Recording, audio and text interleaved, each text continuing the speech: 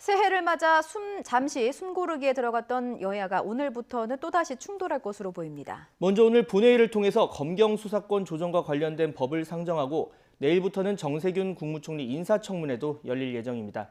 국회 취재기자 연결합니다. 이승배 기자. 네, 국회입니다.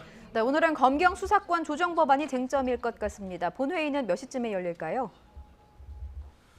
네, 본회의가 오늘 열리는 건 확실하지만 정확히 몇 시에 시작되는지는 아직은 정해지지 않았습니다. 보통 2시부터 열리는데요. 이보다는 더 늦어질 것으로 예상이 되고 있습니다.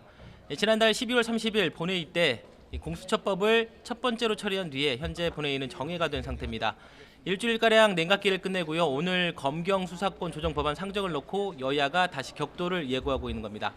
이 검경 수사권 조정 법안은 형사소송법과 검찰청법 개정안 이렇게 두 개입니다. 둘 중 어떤 법안을 먼저 올릴지는 아직 정해지진 않았지만 그나마 한국당 반발이 적은 검찰청법이 먼저 올라갈 가능성이 있습니다.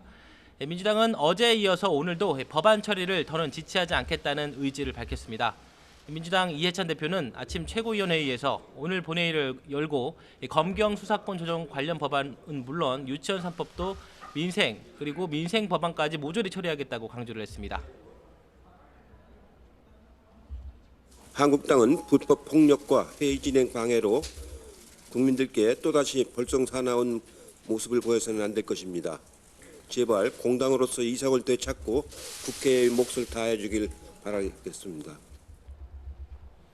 네, 반면 한국당은 지금까지 해오던 기조를 바꾸려는 움직임은 없다면서 강력 저제에 나서겠다는 뜻을 재차 밝혔습니다. 한국당 심재철 원내대표는 오늘 오전 최고위원회의에서 지난 연말 추태를 되풀이하지 말라고 비판을 했습니다. 새해부터 또 쪼개기 국회를 하는 것이 부끄럽지도 않습니까?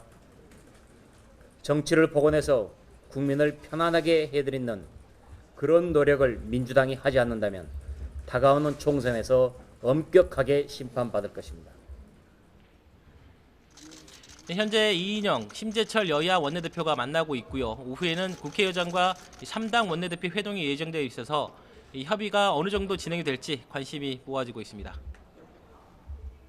네, 지금 패스트트랙 법안 처리도 만만치 않은 것 같은데 또 내일부터는 국무총리 인사청문회도 시작된다고요? 예, 맞습니다. 내일과 모레 이틀 동안 정세균 국무총리 후보자의 인사청문회가 열립니다. 패스트트랙 법안 처리 국면과 겹친 건데요. 다른 국무위원과 달리 국무총리는 인사청문회뿐만 아니라 국회 임명동의 절차를 거쳐야 합니다. 다시 말해서 본회의에 임명동의 안건을 올려서 표결을 거쳐야 하는 겁니다.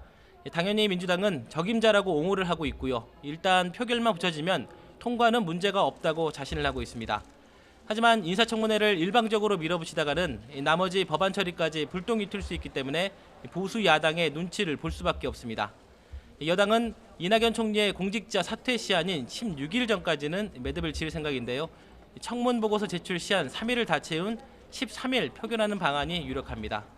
이낙연 총리도 오늘 마지막 고위 당정청 회의를 마치고 기자들과 만나 총리직이 공석이 되는 일이 없을 것이라고 말을 했습니다. 반면 한국당을 비롯한 보수 야당은 정세균 총리 후보자가 차기 총리가 돼서는 안 된다는 입장입니다. 가장 비판할 부분은 바로 삼권 분립 훼손 논란인데요.